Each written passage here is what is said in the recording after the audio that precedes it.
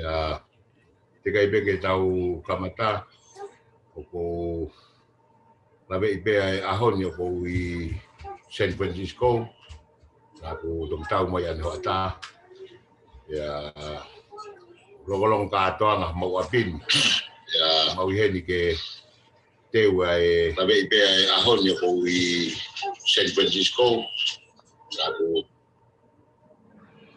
mau heni ke te we fei lau ai toko wani ko i ka pongpong i ka mata ai wharearea lotu i Seto Tonga i Amerikani ya koe he toko wani kuni hangatari ai fuafua whei lau breakfast a pongpongi ya neo ngoku tu bepa mu whaila ai whatongia he apini ka gu lawe e mahu inga o mata i koloa o fias koen ya o kei fika ua ki te ia mai heni pa mo e toko wani ya pe ke o pefine o ya ke tau kau whataha i he tau polokalama o e fiasini te kai ke tau kamata i tau polokalama ko loto beke o atu be ngahi hingoa ai ko ngahi hingoa ka maheni ku o mai ki he tau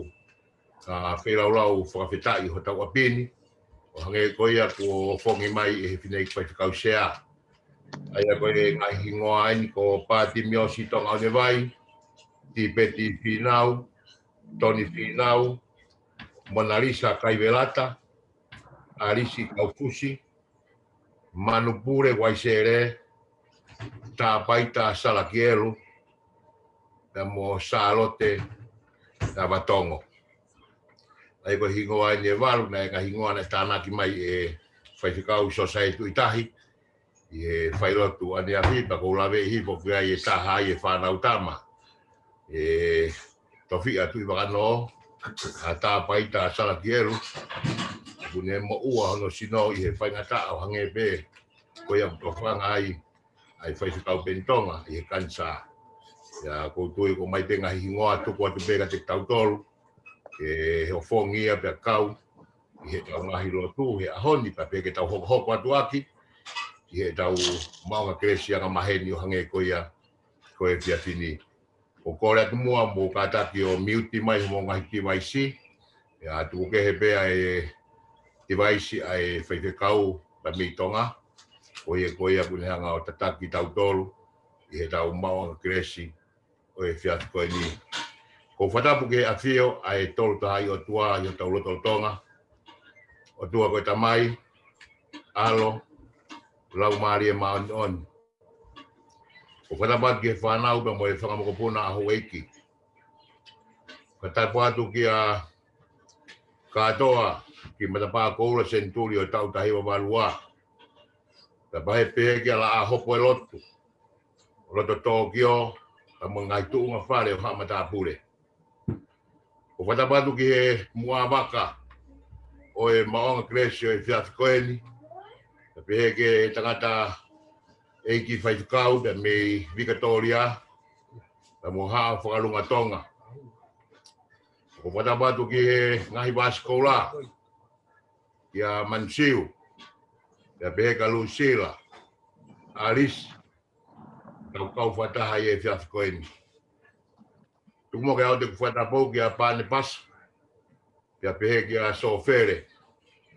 kia pehe ki he toenga e whangatoko ua kia me he funga mana mo ui ko tau loto whare taha i he platformu i he maunga kresi o e fiafi koeni isa tuku mua ke au whatapu kia whaitakau pentonga ai a kumaka tu unga ai a hono whakatataha ki tau tolu ia me ngā i tapa ke oe o pē e kai koia pē pa me ngahi hingoa e ngahi ngau tolu wa tua whaafini pa pē ke whangatoko ua o kumo ua ho nau sino i e whaingataa a ku omi ki he orita wheilau o e fiatu koeni ke kauia he tau tūwhata ia hiki haki ho tau reo i wheia e tau lotu pa mo tau whakatai i ho tau egi hoho i Okay, pe via lai abito ia te au.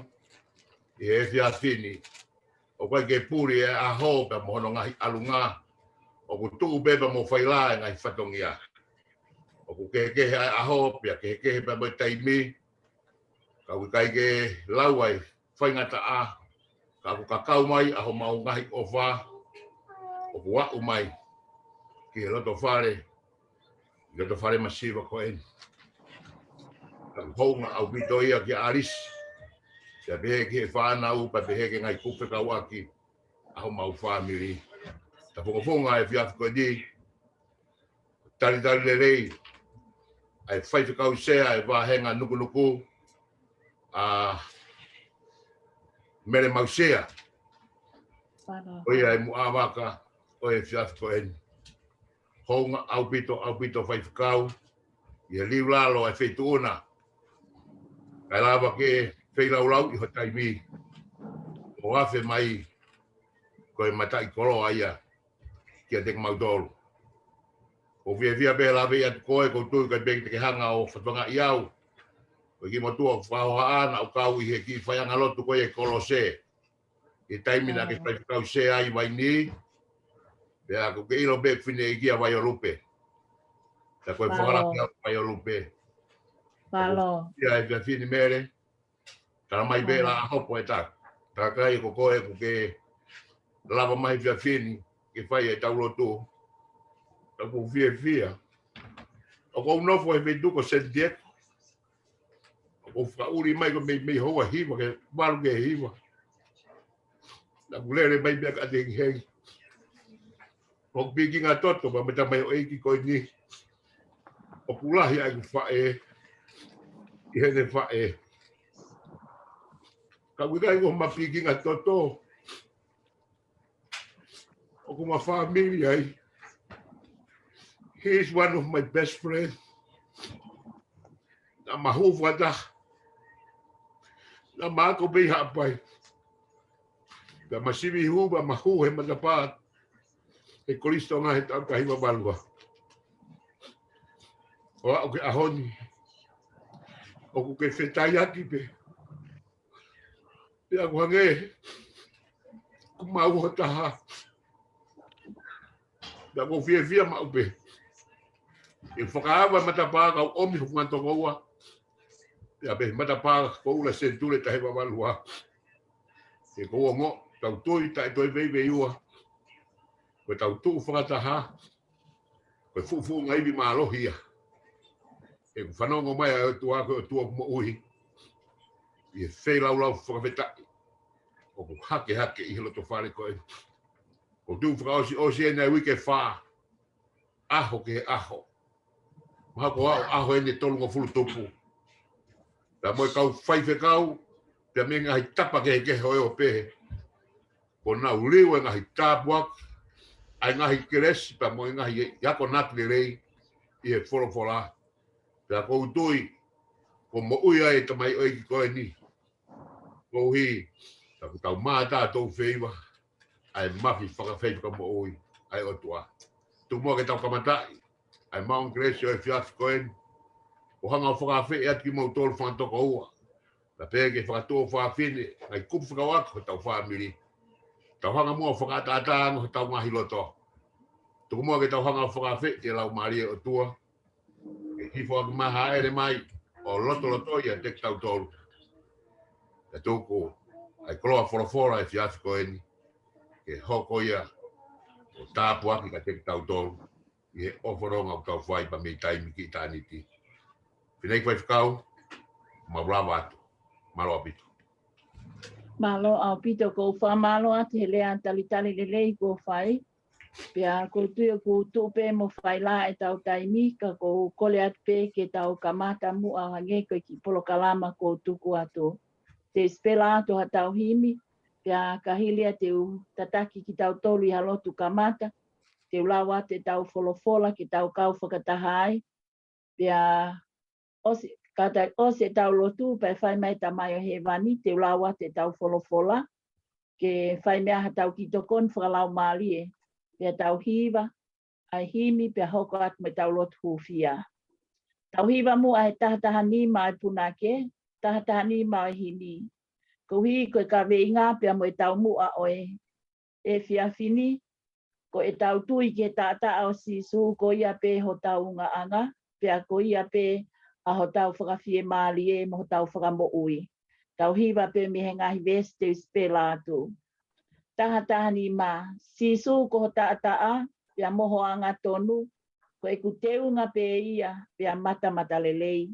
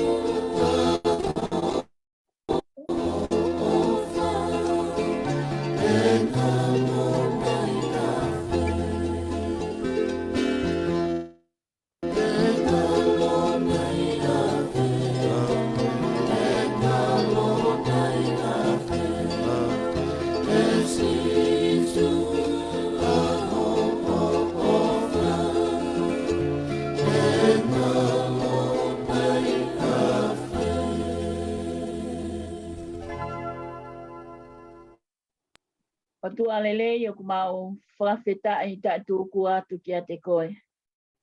Koe huafa ko mau sa me ai, koe huafa whakao whawhau, koe huafa lava mea, koe huafa whakamo ui, koe huafa whakaamanaki, pia koe huafa ia, koe whakalangi mo whakaviki. Kai toi ai a huafa ia te tau mo koe sisu. He koho whatongi a pe ia, o whakahino mai o wholofola, o sisu koe koto mo ui. Ko taataa, koe taataa whakamo ui. Taataa koe whakaamanaki anga. Ko taataa o pikai koe pekia, mate pia moe auha. Ka ko taataa koe mo ui anga, koe mo ui tae ngata. Mau whamalo atu he sāme ko mau punake ai. E sisu ko taataa, ko mau hao anga ia.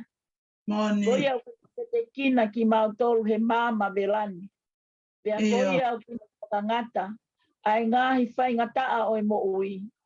Ko mau kofu o taataa o kui kai ko mau kote o kutui tu a. Ka ko mau kote ko fo he taataa o e Afiona ko e loto ko lani. Fukulu he taataa, pia hina ange he sino. Ko hina e mo ui o fie whetaiaki, mo e maa oni, maa mo oni o e Afiona. Ko ia ia ho mau tuone li anga. Mau whawhetai atu ki a te koe. Ko tuku mai ke mau whai e lotu, whai lau mali e momo oni. E kai kei whai ki Jerusalema pe. Pe kai kei whai he tāpane kale pe amo e tempale. Kai ha potu pe o iai ai Afiona. Ha whaunga pe. O ke tūtu uni kai kehe pe ke mo oni a Ipseli. Ke mau unu mālohi atu ke taloni ho o kelesi. Unu mālohi mai ki a te ki mau tolu. Pea ke whai he loto tui mo e whakapapaui. Ko koe sisu o tuua e lea o mo ui. Ke mau alu ki a hai kai tuku ai Afiona. O kui kai kua vai pe ke tafe. Pea alu ai o tafe ke hona ngahi tapa keke. Ka ko taata a koe vai na ililingi. Na e tafe me he funga kolosi. O tāna kia i he loto o e hounga. Pea hoko ia ko hono mo ui anga, mono amanaki anga. O atamu ai whio i anga o e whia koeni. Ke mahua taloni o i ke lesi whakamo ui ai a Fiona. Ke mau tui a tata a ko ia ko mau amanaki anga. Ke whai ai e mau hu mo punou. O ui ke o tua o kua ana e mo ui pia mo e mate. O kua ana e ko e ni mo e kaha u. O kua ana ki mau tolu. Ke whakaongo aki o mau loto. Ai lau mali e ho wholofola. Ke whio hi te mau whai e whiawhini. Tā po asuki. Ai ngahi wā skola e loto whaleni. I kau whai tau. Ka mā hou e ki moha amata pule. Ai ngahi tu unga ko toa au tau ke whakatapua. O au ke singahi loto whare whakawhamili. Neongo ku mau noko he ngai wheitu o ke pia whi ofa aki ko e o se loloto. Ka ku kite o ki pe ki o mau atamai. E mau mou whanonga ai o hanga whai. Ko e mau hiki ni ti. O ku whai taha pe ki he van. Pe ko ena ha potu o ku mau iai. Ka ko he vani a lea ko ia ki o mau atamai. Ka ko mau whaka amu ia a tonai Sihova. Whakaata ho mau loto. Pia mo i kāinga o e whiohi he lotu mo e tui mo e amanaki. Ke whai apasia pe e mau whiohi. Kai whai he loto hanga maalie. O ku ke a whio loto ke whakamaunga ki a te koe. E mau tau tapa mo e mau hu. Mau loto o koe te koe ngai mi ani o fōwatu e klaisi su. Ko koe ho mau whakamo ui. Amen. Amen.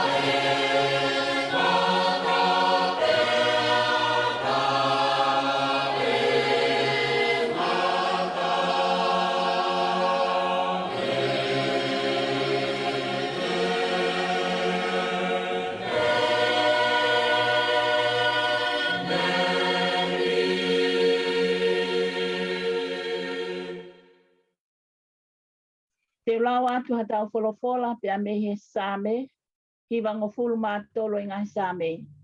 Hiwa tolu, ke whai me ai hatau ki pōpou e whiawhini. Kua tu i Asihova, kua ne kofu aki ai langi. Kua kofu aki Asihova, kua ne noo aki ai mafi. Tā kua whakatu a mamani tae mawei. Kua whakatu ho talo ni talo mei mua. O talo mei tuai ai a Fiona. Asihova, ko haaki e ngahi au. Ko haaki e ngahi au e nau uulu. Ko haaki e nau whepaki e ngahi au. Ka neongo e uulu e ngahi wailahi. Neongo e lang ia e ngahi ngalu o e tahi. Ka kuhulu e lang o Sihova. Hono kuone a fio i o lunga. Ko hono ngahi whakamo o ni e ala whalala au pito ki ai. Ko e teu ngā ho whale, ko e mā oni. Pe ai pehe pe o laui kuonga eiki. E meni. Tape a moe a fio e o tua mafi. Ko whakatapu atu kia hou eiki. Kau maa whale o matapule i he pāengani pe a moe loto whaleni. Tapu pe a moe ngahi vāskola. Ko e ngahi whae fita e loto whale koeni. Tapu a moe ngahi fofonga i tamai. Kau taula eiki. Ka uma a te waki o sapate o ngahi tamai. Pe tapu ko se o mo ngahi whamili hono kotoa. Talangata ia te au o whai ki tua mama. O lau ko monu pe a mo tāpo aki. Ko whakakoloa aki au i he whiawhini ke tau kau whakata. Pe a mei he whakatonga e pōpō aki ofa. Kia te ki mou tolu kotoa pe a mei tapa ke ke. Ku mou mea mai e he houa koeni. Mei whanua lahi mei he i kale. Kontinani te mei a Australia. Pe a mei he kiwi, pe a mei New Zealand. Pe he foki ki la a hopo, pe a mei Siapani. Moani i ke pe a mei he loto whale o e pāengani o kou whakatulo watu. Kau lau ku hoku monu, ke kau i he whiohi o e amanaki, pe a moi whakatu amelie, o hange koe wholofola ko lau, ke whai mea i ho tau tokoni. Whamalo atu he mau koloa. Ko lawe e pe, koe te unga e loto whaleni, koe te unga pe ia, o e ongo lai o ne. Malu i aki e matapā e funga mana mo ui. Ka kou pehe pe, kou fia pe ke kau mai, ke koe whiohi pe a telesi i moe a telelahi. Pe au tau ka inga pe he au tau i funga mana mo ui. Koe wholofola o kou lau e whiawhini, ha mahino ke te au e lau maria ki whiohi koeni pe au kuhoko ia ko ha olita. O hake akisi kau whai ngata ia whakai sino. Kau whai tui pe moe amanaki lelei. Koe sāme pe nia e whakalaula roto e ahoni he tohi uku. Ngāwe ake e se aspue siriana koe tohi whakawhia ngai. Ko hono sāme pe nia e wikeni. Koe sāme hiwangu fulu mātolu. Pea ko ia pe ia e wholofola e ahoni, taha ngai wholofola e ahoni. Ko lawat ke whai at me iai ha ki pōpō. Ko taha ngai sāme o e ta iloa he ukai omi e ului tohi ha whakaino hino. Pe koe taanga a te evita, pe koe sāme a Solomone, pe koe taha ngai kola, pe koe e safe. Ka kutu pe e sāme o tau ataina. Ka lau ko ho sāme, pe ka lau ko e ku sāme. Ka lau ko ho sāme ha kakai o ku tui mo amanaki, ka ta kaua i ki taua. Ka ui ko lau maali o ku whai aki, a hono whungaki o whuama opo ki loto whale ko eni. Ko e whiohi, ai tākanga ai senduli. Ke mahino pe ko au ke ngu whakatoi tap. Pe ko nea usia e polo uto e whanonga anga. Neongo koe walua ku ni whakailonga i e tau. Ko e senturi e koristonga. Ka ko tui, ku ni whakamanatu mai ki a te tau tolu. Ko e seni turi o hamea ko e matua tua whakalau maari e. Pe ko matua tua whakaata mai. Matua tua whakasino. Pe ko hono lea ona pe ko hewani a lea ia ko ia ki hoku atamai. Pea mo u whanonga i o hanga whai. Ko sa me ahoni o ku kamata aki pe ko tu ia Jehova. Ko ne kofu aki lang lang. Kau tangat kau masa tau ngai family. Ko ahoni ko tau whakapapau i ko Jehova au tui. O tau ia kuonga i tonga tau ki whanua o whaanga. Ku mau whetau tu ia tuai. Pea neo ho ku mau mea me ngai tapa keke. Ka koe ono i kuonga ni o tonga i talo ni. Ai tama ko tupo ono. Ka koe wholofola e aho ni o kune whakamahino mai. Ko tu ia Jehova. Ka kune kofu ake lang lang. Pea koe tu ia o kwhai e Jehova na i kai toki o whongaki. Pea na i kai whakanofo he atangata. Kana e tu i pea Jehova ia Jehova. E kulea kia e taha e ngahi punake. E ngahimi e we siliana he whaano wha. Jehova ko mau otua, mau unu atu. Ta tau e mau tāpa fua si o huafa top tap. Uke maalunga hake hingoa ko toa pe. Ka pau o maalunga e huafa si o wata wikaya taha ia ke tatau. Pea wikaya taha ia ke kākunga. Pea koe ne tu o lauro taha koe tui o ngahi tui. Pea mahino pe koe hau e ngahi hau. Ko tau whekau ia o kuhange tangata toi sāme o whakailonga i aki e sāme a koe ni. Moe ngahi sāme ke whakapapau i ho tau loto o kutu ia Jehova. Koe tu ia o niu, koe tu i whakarewelewa. Pea koe kai koe tu i pe o kutohi i e wholofola. Ka koha tu i ko ke fili pe au fili. Ke tu i o pule o eiki mo ui. E tau mo ui whakafoi tui. Pea koe mahu inga ia o e sāme ahon. Kono lea o kune kofu aki ai langi langi. Koe kofu tua o Jehova koe langi langi. Pea mei he kamataanga ki he ngataanga. O ke langi langi pea Jehova. Mei he kamataanga al whakatupu. O te eke liu a langi langi o Jehova. E na e fola mua pea tuu. Ai universi. Na ikai hataha e whale i pea na ikai hataha. Tene ange hane ki koloa. Ko hono leana ne whai aki pe hono mafi.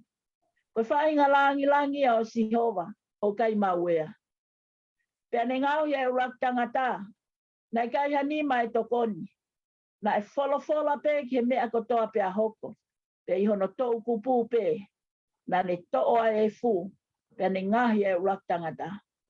Ko whai ngā nau ia Jehova. Ko Jehova whakatupu. Ko Jehova koe tamai lau i kuonga. Ko Jehova koe ka mataanga. O kune kofu ake a langlangi. Nā ne hoko mai ia tatau o haalo. O ha Immanuela kia te koe pia moau koe o tua ia te tau tolo. Nā ne hoko mai koe koto langi langi. He na e wheinga e loto e tangata ke whakasio ake ai anga kakano. Kana e hoko mai he alunga whakalau maalie, pia whakamisteri whaka eiki, he koe langi o Jehova. Nā ne hifo mai he ai anga kai, pia ne whanonga i o hake, kia mate anga whakamaa ko hakolosi. O kune kei ko futua ki pea e langi. He kono ko futua, koe hao a moe tae maha kurea. Kono langi ia, o e nau o Jehova. O koe lava he atamai e tangata tua. Mo e ngata anga o e kakano, ke ne au liliki ai misteri o e langi e o tua. Ko sama koe ni o kune talamai, ko kofu ake e Jehova, ko ne noo ake ai mafi. Ko kofu o Jehova, ko koto langi. Pea kui kai ko ha pulu whaka eiki. O kui kai ko ha kalauni whaka tui. Pea aku ikai ko hapalasi ki a fio ia taloni. Ka kohono ko futua. Ko inumia i pumala. Ko kofu aki ai hoka tawa. Ko mate anga whakama. Ka koe kofu langi ia. Na e whai kia ia talo. Kau senturio mo i kau soti aloma. O hai tene ma ue kofu o sisu. E tala mai na ia langi e kofu o ia. E koe kofu whakamo ui. Koe kofu tua si su o tua wikai ko ha kofu. hangi ngilangi fau. O ikai ko kofu ke manakoa. Ke ne toho aki a mamani. Ka koe kofu. O kune kofu tu a. Koe kofu e langi whakaitaniti. Pea pehe tangata tohi sa me. Pea kune noo aki ai mafi. Kau whai whikau e pāngani ka a. A loto whare ko eni. Koe noo si hova koe mafi. Ka malu aki mai a o e tu atamaki. E whai pea tō koe koto tāpo aki. He kohono no o ona o ikai ala whakamatala. Koe no o nane no o he aho. Koe pāso wā. Nane no o aki ai tau veri. Pea moi pēson vai.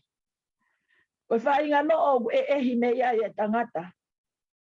Pea whainga ta ake iloi. Ka koe a upe tene lava. Iyo, kohono no o koe mafi.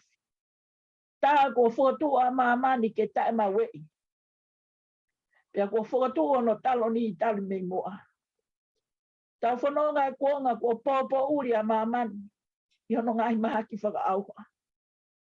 Pea kwange ha tawhi hawai tawhi ai mate. Whe o whaki e kau poto he vivili ke hano whaito. Ke ta ofi tu a whainga tāni. Ka kutala mai he sā me o e aho koe ni. E tae maue i a mamani.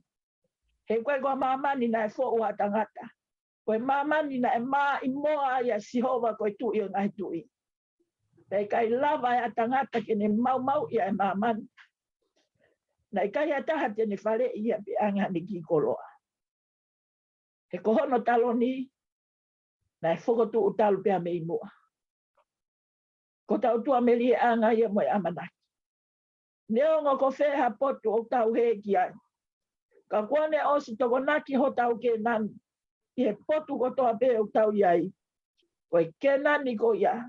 O osfukotu talo ni ai ai o tua. Talo pia mei tu ai. Ka huu ki ai ai ne kau tau. Ka huu ki ai hamo ui ko ilo pau. Ko si hova aha no eiki mono whaka mo ui. Pia whai loloto ai whiohi. O whai amanaki mo whai tu amelie. He kune ilo pau. Ko kofutu a aki ia. Ai taata au e eiki. Koe amanaki anga. Ko lea tangata tohi sa me. E si hova. Ko haaki he ngahi au. Ko haaki he ngahi au e nau uulu. O ko haaki e nau whepaki i he ngahi au. Hanga e tangata tohi sa me o whakamanatu mai. So kau ngā pilikimi. Koe māmai ni o au fo e he ngahi whaingata au e mo ui. Pea koe pe au, pea mo e ngahi whaingata au e wholau o tau whai i taimi. He kai te tau wala kalo me iai. E loka, e hou, e uulu, e pā ani vai tawhi, pe hake ngahi pe au. Kau te eki palo me si mai a si hova ia. He i kai toi tuu ha whaingata. He i kai toi ngata hama mahi. Koe mea au ne palo me si mai. Teu ia teki mou tolu mauai pe. Teu ia teki mou tolu mauai pe. O au ki ngata anga o mamani. Neo ngoe ulu e ngahi vai lahi. Neo ngoe lang ia e ngahi ngalu o tahi. Ka kuhulu e langi o siova. Ko tau koloa ai. Kei lahi ange pe langi o siova. E kune heka he pe au. Pea hala mai he matani. O ko lawe pe. Ko lau mari e ka veinga ki lotu whaleni. Ko tau unu mai o kore ki e ki. Si ngai mo ui. O ngau whikuki mo ngai whainga ta au e mo ui. Kau whamanatu atu pe he saa me koe ni. Hei kai tua e ulu ia. Ai pe au. Hei kai ngata e tawhe ia. Ai vai. Ka koe langi o si owa. Ko ne noo aki. Ka ko hono talo ni e tae mawea. Ka koe wheohi o tau whai. Koe tau wheohi e taloni. Langi ia. I e taloni. O ku hau e ngahi hau. Pea koe tui o ngai tui. Ko tau fia anga. E haaki pe kotoa. e haaki pe kotoa e ngahi e sihova e ngahi uuru. Tene haaki e ngahi se paki. Tene hange o haaki e ngahi re o mālohi. Na mo e to e mo e oi tene haaki. Kai ongo mai e re o e whaka amanaki. More ke mama o koe tau lotu. Ke liliu ke tuu ai tahi o hoko koe vai. Pea liliu ai whai ngata a ke whai ngofua. Pea liliu ai hou ke alo marie. Koe tau lotu pe. Ke tau tuu mau he taloni o sihova. Ta tau he hou mo i tofu. Ta tau he alo marie mo i alo tahamaki. Ta tau he toe pea mo i oi. O tau kei fia pe. Koe uhi koe ha. He tau nofo he amanaki anga sihova. Ko ngahi whakamooni e ala whalala au pito ki ai. Pea koe teu ngā ho whale, koe mā oni. Pea pehe o lau i kuonga. Koe lea ia e tangata tohi sa me. He hiwango fulu mātoro. Loto whale. Koe pāenga ko tau ia ini. Neongo ki kai te tau wheki te ngaki. Pe nofo whakata. Whai vikao bensimani. Kau mas I kau ngā whai ngata a ia. Ko whakamanatu atu pe. O ku koloa ia e mo ui. O ku whau he hou pia mo e tofu. He ui ai pia sisu. O tau oho ko koe sio ata anga. O whanonga e pilikimi. O tu e ne amanaki ia sisu. Koe ngahi whakamooni a kuala whalala ki ai. He lea e tangata tohi sa me. Koe teu ngai ai whare o I mā oni. Puku asihova. Ai tau ngai mo oni. Tala monu atu. Ki loto whare o pāenga koe. Ka ia mea te tau pōre ai. Pea tau pōre I asihova kone whai ho tau whaka mo oni. Koe ia kune hangi o omi ho tau ngahi ngu. Pea koe ia kune tofa o tau hala. Kara mai pe, ki tau kore me alalahi ka kapa ki whai ngata. Tau tuku pā pe ki ta, e tau tohenga anghala. Ko ene me esi o kei huru anoa. Ko ia pe o kune toloi mo fe unu o tau hala whanonga. Pea ko ia pe o kune kouna ki tau tolu. Kaya iha mea au tau fie ma, kore iho no hua wha. Kore iho no hua wha pe ai tamai a hano fuakia. Pea ko tau tua me lia angaia. Kau tau fie ma umo ui. Tau kore iho no hua wha. Kau tau fie ma u te unga langi. Kore iho no hua wha.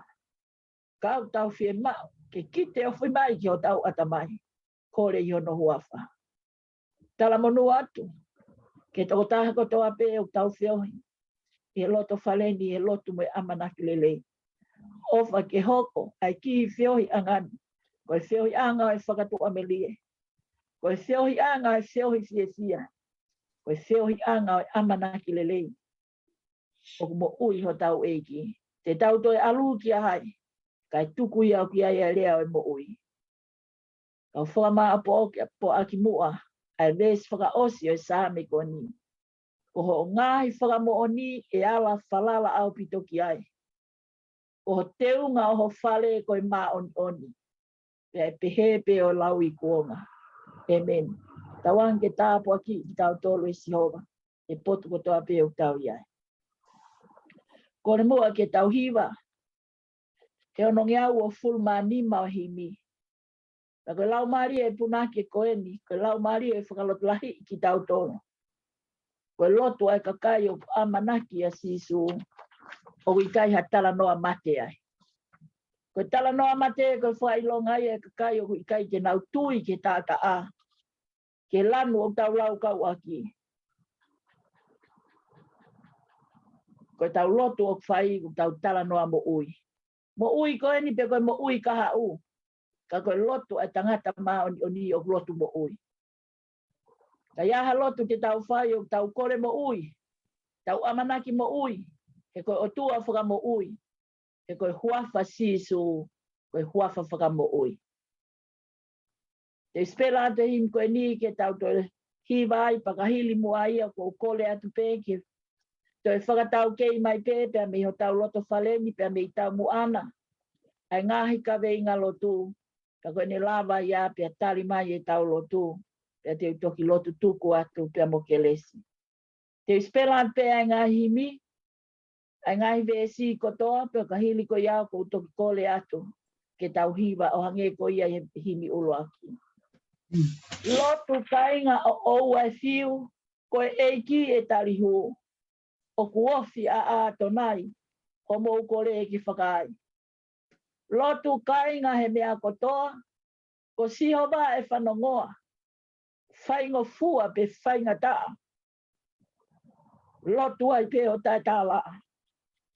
Lotu kainga ka oho mai, a se tane ke ahi ahi. Tuku mua e loto si i, ko kalaisi e toko nii. Lotu kainga ka mamahia, homo loto mo mawhasia, ko eiki e toka ngai, mo to koni hono kakai. Lotu kainga o tae tūkua, tui ai pē ki he otua, pau ke mole he mea kotoa, kai tuu mau, ai wholofola.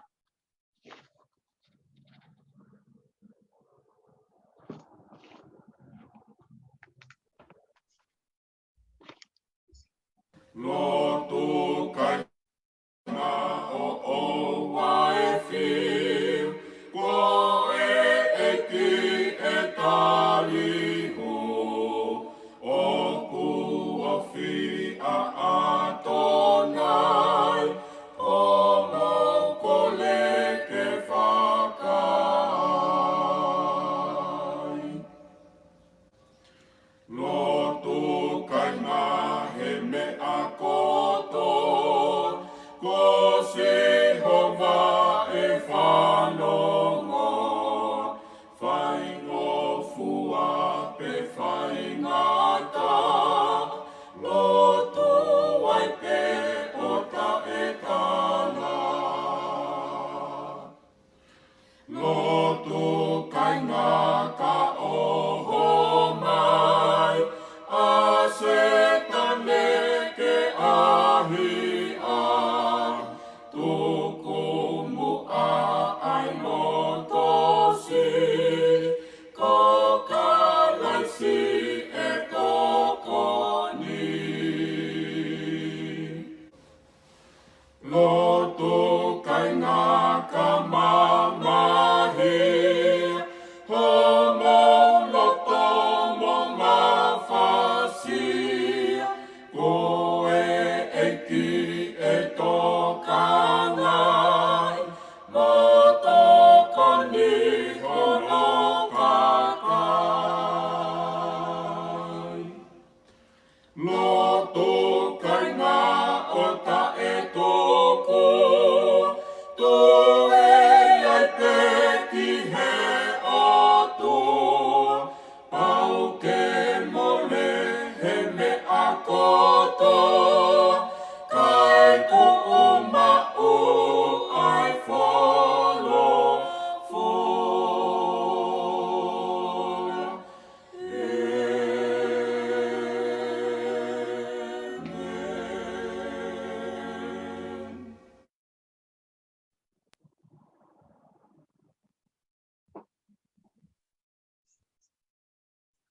Mahalo ne tau os whanong ko toa pe ke ngai ka veinga lotu, nai osi whakalau atu ane nai, mo to e tānaki mai e ngā hingoa, ani nei tuku mai e ngā hingoa e kau whaingata ia, tau whanong ko toa ki ai, pia kou kole at pe ka pau ku toi lau tu oua mai pe ikai, pia ka hili a kou kole at pe mua ke tau lotu ko toa pe, pia tali mai e tau lotu, pia te utoki whaka osi atu pe e au lotu tuku mo ke lesi.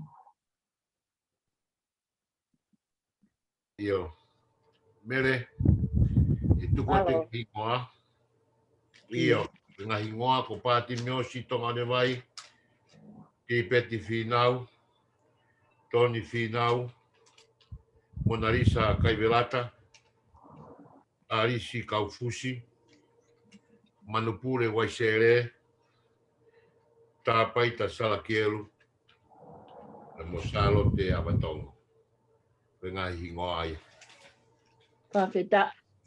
Ngai ka venga lotu ena ka kau maha ki ia ena tau hanga haki o hapa i ki nau tolu tau lot mu ape ama ai whainga ta wha man lahi koe nuk tau to whangai COVID taha hiwa pe tau lot mo tau ngai family ai ngai me te tau fie fie ai pe ke whakakau at pe mua me iai tau lotu pe ama ai amanak whamanatu e sa pa te tamai whakatonga o lawe i pe te mo sa pa te tamai tu o ua ki mo tolu i ngai whanua muli kai tau pe mo ia e tau lotu pia mua ngahi ka venga ke hepe tau whehu fia aki o tau ngahi family. Koe ko leat ki tau lot kotoa pe pia tari mai tau lotu pia utok whaka osi atu. Tui o taimi mo taimi tiu mau watu ki a Fiona. Mau ua wha eiki sa taimi. Mau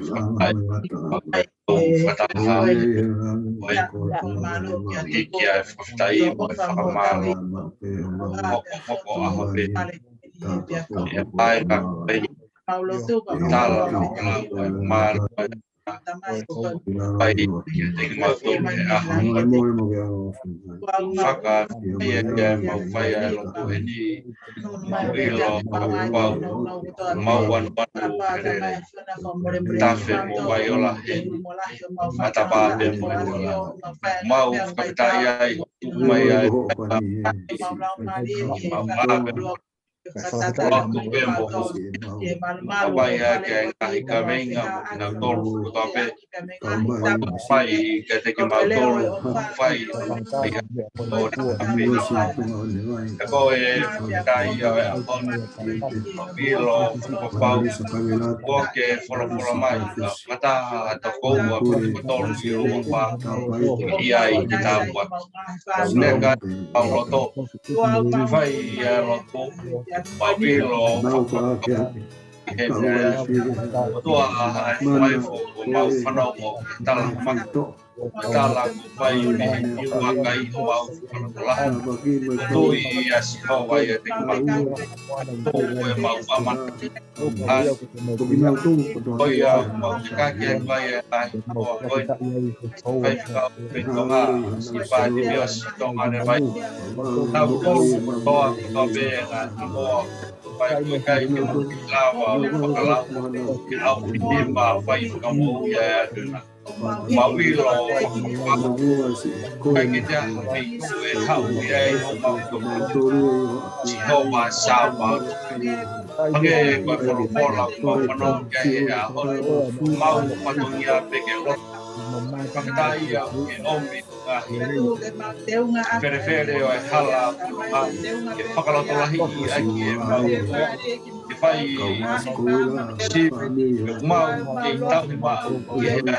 Pange koe himi na mau ka akai. Lotu kai na oe heu. Kofi adorai o mau koreki whakai. Io si te mau mamahia. Te mau si hapa pete te mamonia. Se hapa pete te manomoa. Se hapa pete te pai o mau tau. Me koi au mau hapai a kei ai tunga katoa koe me ke lai ke hapa pete o mamahia. Ke pai mea ke o nā o nau koe ne. Ke si pai o tāpa. Pai o nau koe. Taka mau ko te ia lau pare mau pare o si tufa ke fono ai tufa ke fono ai tufa ke mau kalapa kai mau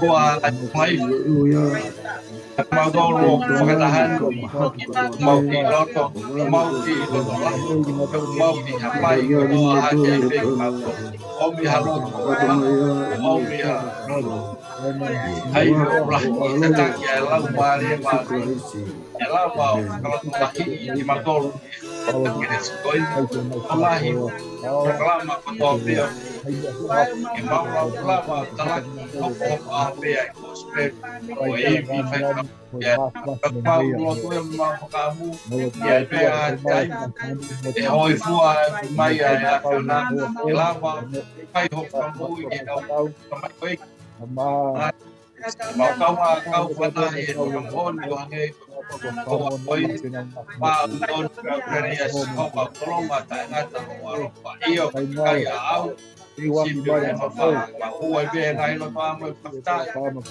no ngai mata pa ba dari kau tolong mata ngata waro pa tua ngai po kau kaki mau tore kau oi mau kaki ke pe ni ma pai ya tapo aquí ngai tapo aquí kalangi ya ngai kalangi ya ambil sia jas itu lo kala kala magoro patahan mau kaki ko to agi pe ya kau mo magoro tapo kata mesin ngai mo hak pe ke ngai family ko to pe ngai par ko to kai pangaro balua mau kaki ngai ko to pe ya por gato ngai me ya krais alo mau pai pangui amen.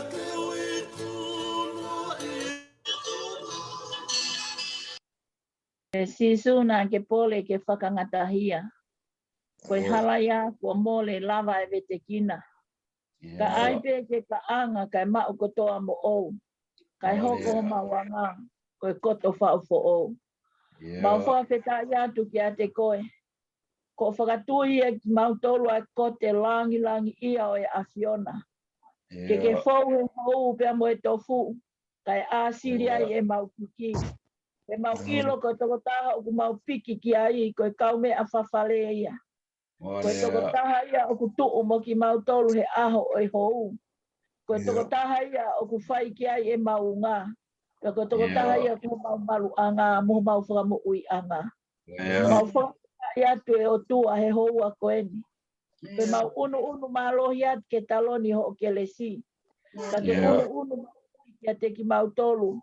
Aki ho o ke lesi mo o meesi whai whakamu ui. Ke mau whanongo aki mo le o ku wana iki mai. Koe re o e whakamu ui. Mau whamalo atu e ki o hange. Ko mau wholofola ne mau whanongo ki ai. Nā ke palo mesi mai teke ia teki mau tolu mau aipe. O au ke ngata anga o mama. Nā te e ki palo mesi mai. Ke ikai te mau toi whitau laki mo to e mo e oi. Nā te e ki palo mesi mai. Ke ikai te mau toi mate. Nā te ikai pe te ke palo mesi mai. Ia e aho te mau masiwa ango. Ko te pe palo mesi mai ke te mau tolu. Ko ho o ia te ki mau tolu mau aipe. O au ke ngata anga. Mau lea whataha mai puna ke koe. Ka pule mai ke umaha ki ia whaka au sino ke upekia. Ke ahi pe ke talia. Ke whai o whina ngaloia. Ka ia au e to'o ai ku amanaki pe tapu ai mea neu fie whai. Te ke ahi pe ke talia. Ke whai o whina ngaloia. Ka te tau ai ta ofia ia to'u kupu ala mai te a Fiona. Ho anga i poto ho nima to'o matau. Ke whai ha ala makehe i he mau mo ui. Ka mo iai. Ha mea kua ke whinangalo ke hoko mo tau mo tua. Te ke whai ho tau koe manawa ofa. Ke kalamai e ho la. Ke mau kole me alalahi pe mau kakapa ke whai ngataa. Ke hepe ke mau tukupā ke tā e mau toe ngā ngahala. Eiki. O ke kei mawhai pe ke mana i ho mau loto ngā. Ka pauna ke ui ai mate ki whai toka ke tuu mai ko a wha malo mo namu haa. Ko hai te ke koe ta ofi tu. Ai mana mo e whai waula ai a Fiona ha mo ui. Ka pauna ke lolomi ai tahi ke longoa ou ai mo mo ingu. Ai talango kua ki a te koe ai matangi pia mo e pia u. Ke ko hai a te mau toi alu ki ai. Te mau alu atu ki a te koe. He ko koe o ou ki mau tolu. Ke ko ki mau tolu koe mea ia a au. Ka mau tupe mau kawenga mawhasia ki a Fiona. O whai i he lotu mo ilo pau. Koe hua e tolu alo. O kuke a fio ofa mai.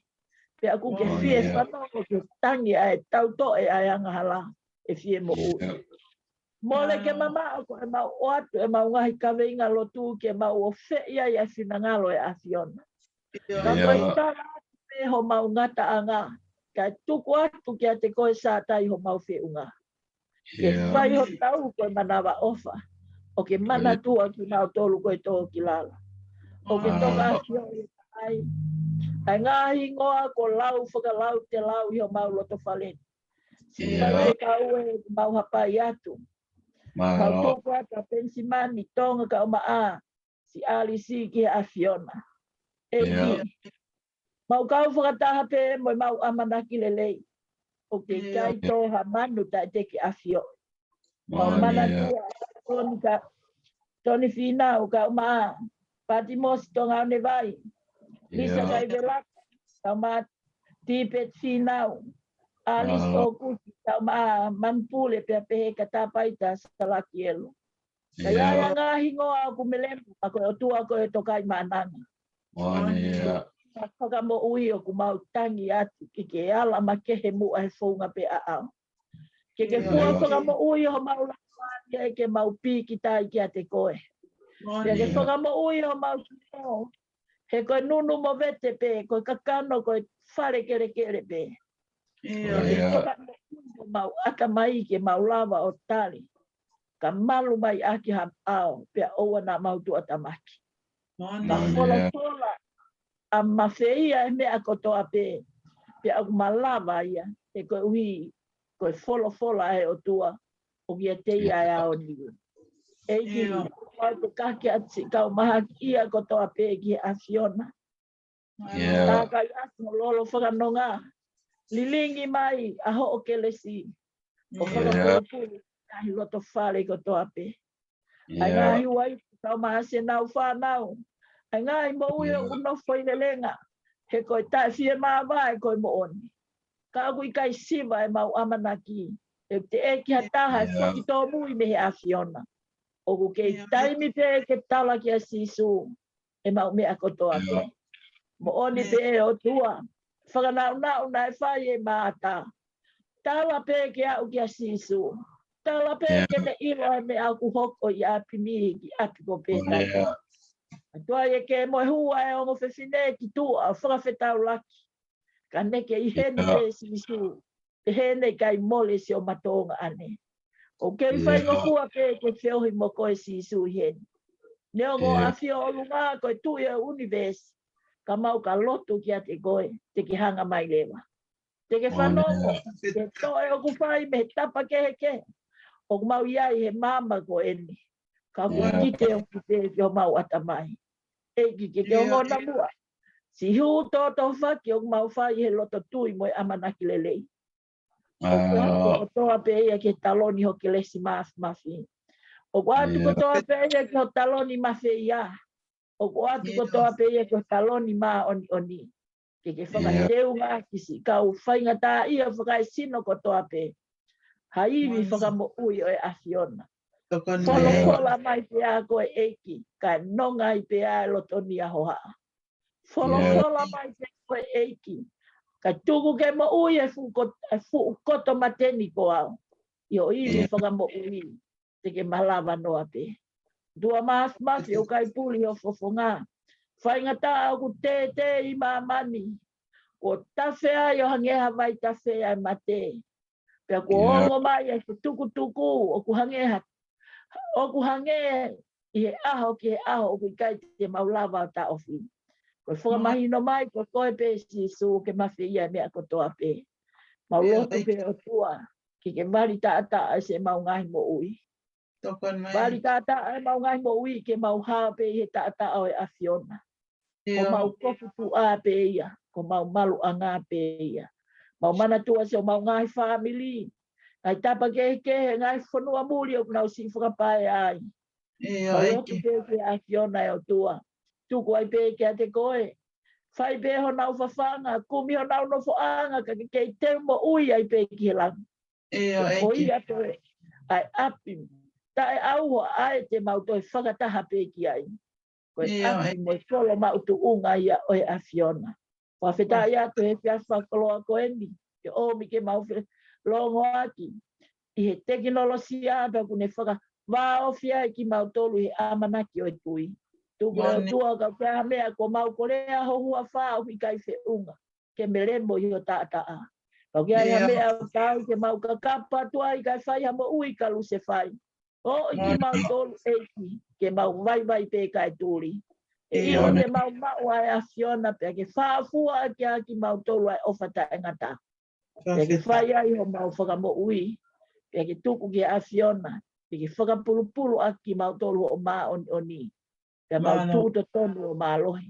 Tā o ke whai ngofua pe a whai ngata. Tā puak mai a ngai lot ko toa pe ko haki atu e whia whakoenga. Kele so mau e ki ko sisu Christ of life o toa ko tamai fio he lau mali e maan oni. No floto aho alo ofa tangata ia tek mau toluni o wana healing. Whai pio tangata. Amen.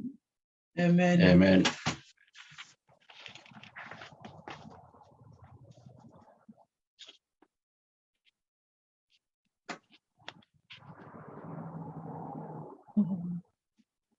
Au e lotu, kata ko whai mai e rea whongai whamiri, ala wai e pia toki i kolose ki siapani ki a laho, kata ke laho po whongai mai whatoko oa, alo api. Io, kore beke u whanga atu e trakakato ai whanua mo e lotu, nei whai he muaki po kalama, ka ata mo e matua tuani ke whakato atu ai katongia o he wani ke whakamalo. Ki ngā ke katongia ko whakaikona, i he whaitu la koin. Pea ko tomu atuko e pea whahetai ma whamalo ki he otua, i ni tau hi tau la mahau ke tau ngahi mo ui vai. Ka tau toi whekitai i he ope i he hoa koin. Wani ko he hoa koin na e osi whai hono talaki, pea tohi, pea whakotu, pea whai mai tau whanonga, pea tau wau sia, tuunga e tau whakatai i he hoa koin. Ki malu e ngahi tuunga, tau ki mau e mo ui, ke matai koloa e ka tek tau tau. Neongo, u kai whai ha taku mate, ti kei pei whona whai toka. Koe hulu, me ope ne o wha, koe u tau lawe ngonua i he hoa koin. Pea koe, whetai mo whamalo ki he otua, ine kei tuku taima te tau tolu, e whai o tau ngā whatongia, whakato, e ne whai ano talaki. Whamalo lahi atu ke te koe, whai kau, i he koloa le rei ku ke hanga le ringi, o tau hau ngā, i whaitu a koe. Kai mo ino hatau lau maarie, pe ke tau lau whama pop, ai koloa e otua. Le whamuoni, ange koe ana ke vahe, koe taa o kalaisi, koe vai bufuru a ngai e, tau ngahi kobi hongo tope. Pea koe e pe, e vai whakanonga, mo ne puna ke taa koe a, o ke fuiwi, pea malo hilau, malo hilahi, pea whakaofu, e taa o e lambe. Peke harea whiunga, koe ngā ke koroa ko ke tuku, i a honi ma te tau tolo. Lau monua e ki whamiri masiwani, i koloa le rei ko ke hanga omi te tau tolo. Me whakatau ange, ke otua, isleri, kene kei tau maringi mai ne ngahi keresi, ke uha tau lohu mai o hange a ngua uhuina. Ke loto whare, ke huspaniti, ka maa si whanau paia, ngā ka whatongia ko ai ki heo uma. Tawanga ne whak, hiwi mo e maarohe, poto whakaatua, mama, ngā ka hala whanonga whaingata au tau whanonga ai. Ke tala i pene langi mo ngeia ai otua. O whalatu si ngai whamiri hongo toa pe, si ngai whae, maa si ngai tamai, maa si whangatokoua me matapa koula. Papitai ho kuloto, matolo whoki murindi ko e maonga keresi ku tātai taha pe, ka te whito pe sāpate. Ko mo fotu e polo kāma ko ni, ko hoko i ko mea tokoni whaka aho. Pe te tau tau i aho hono ko toa pe. Maonga keresi, i tawhi tau riki e koloa e o tua, whakawhono ki ko ngai mesi i ku, i tau lau tā puakia. O whalatu e koe whaikau, malo e tō whatongia, malo e vahe le rei, koe aha koe. Malo obito wasi wola. Malo apito. Kore ke o malu ate tala malu e whanua pe moelot. Ko osi hano a whaki. E tā ke ato ha whamalo loto honga ia mo oni. Me he toa ko matapa koula senturi tau tahiwa walua. ke whaiwhikau ki tonga iki. Le maringa mausia, au whakamalo lahi atu, malo au pito no tari. Ai whakatangi nai whai atu me tō wakoni. Mau ilo i pēku lahi ngahi whatongia ke he hala whanonga. Mihi tonga i kina, ka koho o awhe mai mo tari e whakatangi nai whai atu. Mau blau e he tō wakoni koe koto tāpuaki. Pea kukai ke toi loi. Ono fō pēki tau tolu. A whai ngalanu pēku tau iai halanu e tāta au tau tuki hina e ki aki kotoa. Pea koi a kamalo atu ai. Pea ku whakakoloa ke te ki mau tolu tō wakoni ho ngahi whakaloto lahi. Mahino koe senturi. O tau ki mau matu o tua whakalau maari o hiki me keresi ke keresi. Koe ku atu e talamunu. Ke te koe pia mo ngahi whatongia kotoa ku whakahoko i tonga e kina. Pea ku mau toi whakatauangi pēka ai ha whakatangi atu. Mi whungamana moui. Ki he loto sila pē loa pē. Mau toi kore atu pēke ke kātaki pē o toi awhi mai o tuka tāpuaki. Hange koe koloa whungani o mau inasi ai. He koe. Koe hange o ku ngari na e whaha tae lau tohi tāpū e ko ristonga. Kai whakawheta e ku ke talamai ka mautore a honi mo e vesi whakaosio e sāme. Ke hoko e mau ngahi whakamooni. Mau ngahi whakamooni o ku whai. Koe teunga e o e maa oni. Pea ku tū o lau i konga. Pea ku pehea e pōre e tō ua ako Centauri na kahiwa walua. Ke ngahi whakaloto lahi ko ke whai mai ka te ki mau tolu. Nea ngoe mau nofo e ngahi whetū ke. O whaatu ka koe. Ka pehe ke whatongia ku whai. Pehe ke whamiri ko toa whoki. Tu ke u whakaosi atu eni. Ko kore atu e pehe ke whai whikau me Victoria. Laureti tu i nau wai. Ke kātaki o whakahoko e pehe tau maunga keresi. E he aho pureru malo. O whaatu malo whakasiu ola no kei whakawhamiri ki tau tolu. O tau ako ngau e whakatahai pe o e tau wako tau tahiwa walua. Malo au pito pe a whatu ke whaiwhikau pe tonga pe pehe ka arisi mo e whamiri ko tau whoki. Malo. Malo au pito o whatu ke tō taha ko tō ape o e lot whaleni. Tala monu at ke hoko atu e lot mo e whihufia aki.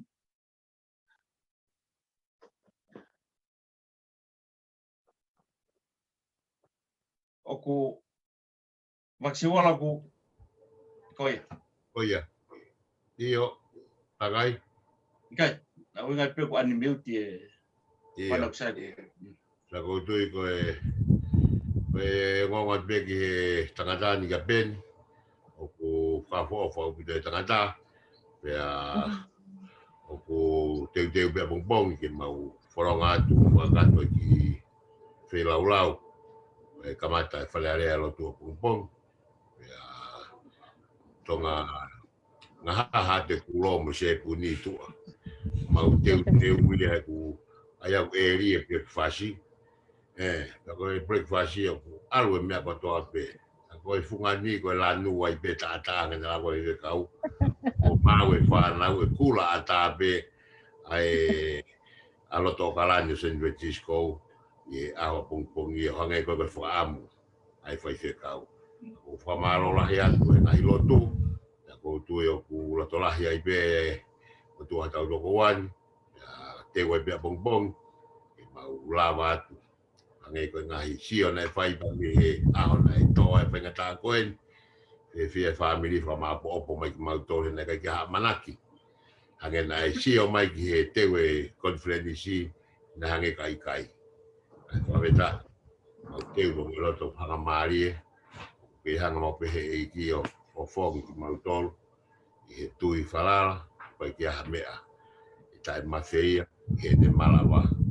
O ne hanga whakawhihalaki, e ngai sio ai tangata, ai omi, ai whatua meri e, ke whaiake e tau whanonga. Koe ako o wharaia ka te mo tolu, mo e tala manu atu o whatu mere, malo whai mai tau ngā ue, ai mei tonga, peke kolisumua, mansiu, malo ho moa whe mai koe whakakoloa, mau sio atu ko semua pa ko hange ko lau mau te ngoi mau te lo la e fora to la ko te ko ta wilo ne tau takai ko na ko la hopo pe ni hanga fora hoko atu ai tau ngai fai lo tu ko a to na ki pe American ni la hopo e to ka ta mai le koloto e ko le mai le a ko ia e to ata e a ko tuange pe a ko ia e fa kamali ya idea higo hai te ko mai la hopo kata ko la hopo na ka ki matonga ai vo hanga o sedi mai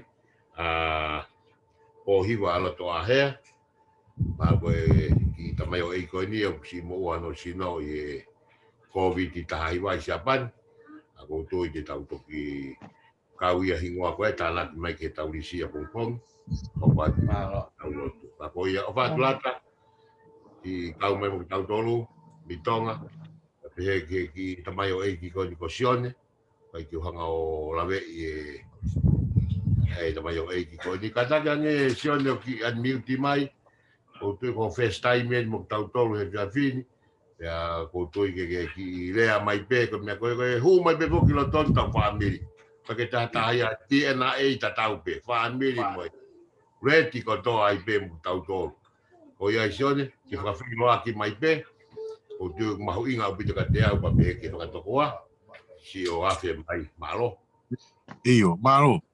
malo tau te ma o e fa ko ko ngua ko sione ngo tau na ko hua te pe o ma o mo to ki ate ko ta pe o e whakatina. Pea ko hu mai pe ko fi kaunga mo ki mo tolu he lotua e tau ke te. Pea uia e loto honga mone te au no taitali le au ki tau kau whata e polo kalaman. Pa ku mai heni pe mo lotu. Mo mau he lotonga ku ma turiki pe me heni me musila. O whata mo tolu ka atoa. Ma whai whikau ka pe kia ki whai whikau me tonga. Takai parei. Mana tui pe ko ki matui le pe mo tolu me korisi ma hua pe ma mo tolu pia e o wai o fala he ka mo tolu me lo to ma fa na sio ka mo tolu to ia pe malo io malo bito sione o tui ko information iena ko link ko time pe ata mo hu mai o tau do e tokola ya ngai lo toni ko tui ko time di fo ko la mo wa he ngawe ko ata pe fa to wa tau kau whataha mai. O te ai ha mea taha, te kai tau whakaosi, te ha mea taha kutoranga ki ai. Mahalo pe i kai e. O tui ku o meri o tau e whea he via whiri. O tau rangi ku whona ko ula o tau wapini. I he keresi ku o tō pe mi whonga ko i whekau. Ko e ku o wharai atu te kumoutoro, tala monu atu ai pe. E whakaola ngia ahoni. E pe ke te wa pongina.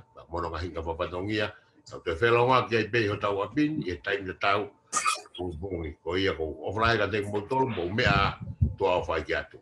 Maro. O pata wheka malinga. O whātu motoro.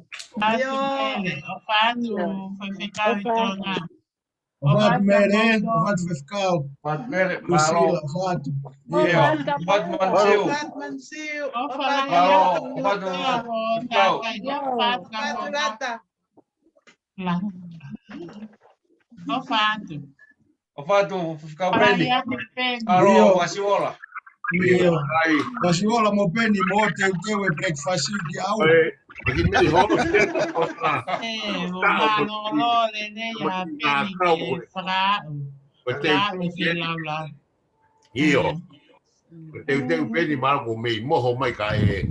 Ko ino ko mea ai no ku manako ki aso fere. Ai pe ka no. Awa gai, makasibola. Ka ki stende. Ole baka siwola no ahi e whi laulau ka le me tātua ki. Ke le rayon batu riu. Ko e to he mea kai. Oi polo vasiola aro o fatu mo to O whalahi atu ka mouton. o fatu kau lauret Io, Tala Iyo. mo Tala whi laulau mo a kia pongi. aro O whātu. O fatu e. aro so vere io o watu o fatu facione Yo.